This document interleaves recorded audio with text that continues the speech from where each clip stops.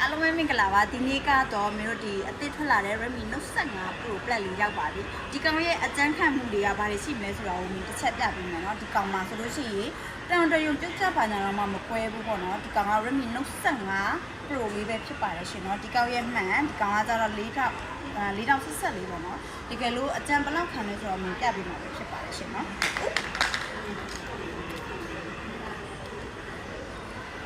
ဒီပါဘာမှမဖြစ်ပါဘူးเนาะဘယ်လောက်ထိပဲပြုတ်ကျတကယ်လို့ကိုကပေါ့เนาะဘယ်လောက်ထိအကျန်းထိဘယ်လောက်ထိအကျန်းခံလဲဘယ်လောက်ထိပြုတ်ကျနိုင်လဲဆိုတော့မျိုးတစ်ချက်ပြပြမှာပဲဖြစ်ပါလို့ရှင်เนาะပြန်ပြီးတော့ပြမယ်เนาะကဲဒီမှာကြည့်ပါဘာမှမဖြစ်ပါဘူးစိတ်ကြိုက်တင်းဆော့လို့လည်းရမယ်ပြီးဒီကောင်ဆိုလို့ရှိရင် Redmi Note 15 Pro လေးပဲဖြစ်ပါလို့ရှင်เนาะဒီကောင်လေးပါလုံးဝအကျန်းခံပါတယ်ရေးဆိုခံမယ်ရေးစင်ခံမယ်ဒီဒီဇိုင်းလေးလည်းဒီလိုမျိုးပေါ့เนาะဒီလောက်ထိပြုတ်ကျထားတာတော့မှဘာမှကိုမှဒီ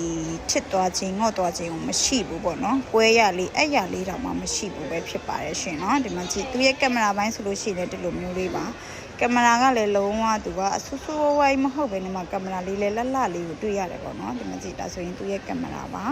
။ကင်မရာပိုင်းရောဂိမ်းပိုင်းရောဆိုလို့ရှိရင်ဒီကောင်လေးကအရန်ကိုမှမိုက်တယ်လို့ပြောရမှာပဲဖြစ်ပါတယ်ရှင်။ဒါတော့မှန်ပေါင်လေးလည်းကြက်ကြက်လေးလည်းရမယ်နော်။